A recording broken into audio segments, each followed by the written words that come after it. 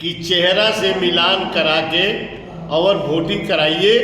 अगर ऐसा नहीं होगा, अगर ऐसा नहीं मानती है चुनाव आयोग ऐसा नहीं करते हैं, तो अगर बुर्का चलेगा तो घूंघट भी चलेगा। बिहार में अब बुर्का और घूंघट वाली पॉलिटिक्स छिड़ गई है। देखिए, बिहार में चुनावी साल है, चुनाव को लेकर किसी भी वक्त घोषणा हो सकती है, लेकिन इस बीच बुर्का और घूंघट को लेकर पॉलिटिकल जंग छिड़ गई है। देखिए, साफ तौर पर बिहार सरकार के मंत्री की तरफ से ये अजीबोगरीब बयान दिया गया है। वो कहते नजर आ रहे हैं कि अगर बुर्का वाली महिलाओं को रियायत दी जा रही है तो घूंघट वाली महिलाओं को भी छूट दी जाए।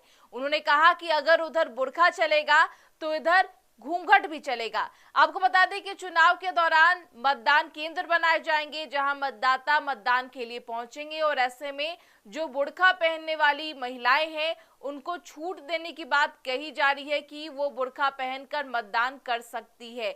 इस पर ही देखिए, बिहार सरकार के मंत्री जो हैं वो आक्रामक होते हुए नजर आए हैं और उनके तरफ से आक्रामक बयानबाजी भी की गई है। बुर्का और घूंघट का जिक्र करते नजर आ रहे हैं। आपको बता दें कि जिस तरीके से चुनाव को लेकर मतदान अब जल्द ही देखने को मिलेगा, बिहार में चुनावी साल है और मतदान जो केंद्र बनाए जाएंगे वहां पर महिलाओं को बुर्का पहनने की छूट देने की जो जानकारी है वो आ रही है। और इस बीच उनके तरफ से ये भी कहा गया है कि जो महिलाएं बुर्का पहन करके आएंगी उनका अच्छे तरीके से जांच पड़ताल किया जाए, उसके बाद ही मतदान की अनुमति दी जाए। देखिए, तमाम सवाल जो है वो बिहार विधानसभा के चुनाव के पहले उठते नजर आ रहे हैं और एक और अब बुर्का और घूंघट वाली पॉलिटिक्स भी छिड़ गई है। और ऐसे में बिहार सरकार के मंत्री कृष्ण नंदन पासवान क्या कुछ कहते नजर आए हैं, हम आपको उनका बयान सुनाते हैं। चुनाव आयोग से मीटिंग जो हुआ है, सब लोग कहा कि बुर्का वाला जो वोटिंग है वो काफी ज्यादा हो जाता है, उसकी पहचान नहीं हो पाती। देखिए, हमारे प्रदेश अध्यक्ष जी चुनाव निर्वाचन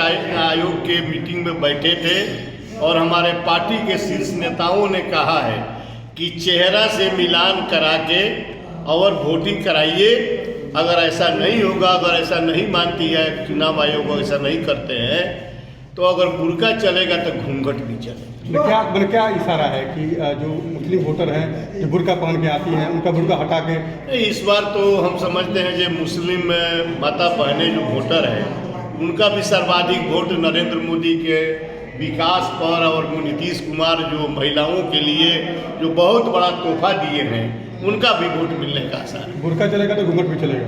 हाँ, निश्चित चलेगा। तो साफ तौर पर आपने सुना कि वो क्या कुछ कहते नजर आए। देखिए, इलेक्शन कमीशन जो है वो बिहार में चुनाव कराने को लेकर सक्रिय नजर आ रहे हैं। आज ही जो बड़ी प्रेस कॉन्फ्रेंस है वो इलेक्शन कमीशन की तरफ से देखने को मिलेगी और शाम 4 बजे संभावित है कि इलेक्शन के तारीखों की जो घोषणा है वो हो जाए। और बीते दिन भी इलेक्शन कमीशन की तरफ से पटना में प्रेस कॉन्फ्रेंस किया गया था और इस प्रेस कॉन्फ्रेंस के माध्यम से कई बड़ी बातों का जो जिक्र है वो कराया गया था। किस तरीके से बेहतर ढंग से बिहार में चुनाव हो सके, इसको लेकर तमाम बातें जो है वो इलेक्शन कमीशन के चीफ ज्ञानेश कुमार की तरफ से कही गई थी। लेकिन दूसरे तरफ देखिए कि किस प्रकार से बिहार के जो तमाम राजनेता हैं उनकी जो पॉलिटिक्स है वो किस ओर जाते हुए नजर आ रही है।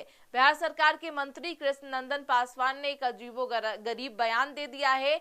बुर्का और घूंघट की बात करते नजर आ रहे हैं कि साफ तौर पर उनके तरफ से कहना है कि अगर उधर बुर्का चलेगा तो इधर घूंघट भी चलेगा। उनका कहना है कि अगर महिलाएं जो बुर्का पहनकर आ रही है उन्हें रियायत दी जा रही है तो घूंघट वाली महिलाओं को भी छूट दी जाए। अब देखिए, इस पर बिहार में जुबानी जंग होना तय है और राजनीतिक लिहाज से भी अब खूब बयानबाजी इस मुद्दे पर देखने को मिलेगी, क्योंकि देखिए चुनावी साल में राजनीति जो है उसको लेकर खूब सरगर्मियां देखने को मिल रही है।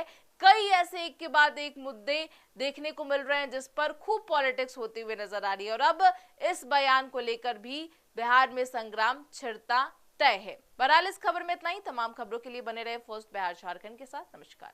पनोरमा ग्रुप, जो सोचता है वो करता है। ये लो, मुंह मीठा करो। आज मैंने अपना जॉब छोड़ दिया, अब हम पूर्णिया वापस जाएंगे। जॉब छोड़ दिया है? मतलब ये घर कैसे चलेगा? हम करेंगे क्या? और माँ बाबूजी क्या बोलेंगे? इसलिए मैं एक और मिठाई का डब्बा लाया। अपने बिजनेस के लिए लोन अप्रूव हो गया। अरे लोन अप्रूव हो गया वो तो ठीक है, लेकिन पूर्णिया में हम रहेंगे कहाँ? अपना घर भी तो नहीं है वहाँ।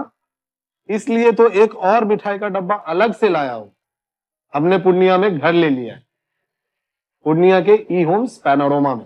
पूर्णिया में पैनोरमा ग्रुप लेकर आए हैं ई होम्स पैनोरमा, बड़ा घर, आलीशान जिंदगी और अत्याधुनिक सुविधाओं के संग। अरे अरे, अब क्यों मुंह मीठा करवा रही हो? क्योंकि हम घर वापसी जो कर रहे हैं।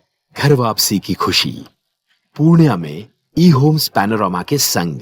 ई Homes Panorama, luxurious lifestyle redefined.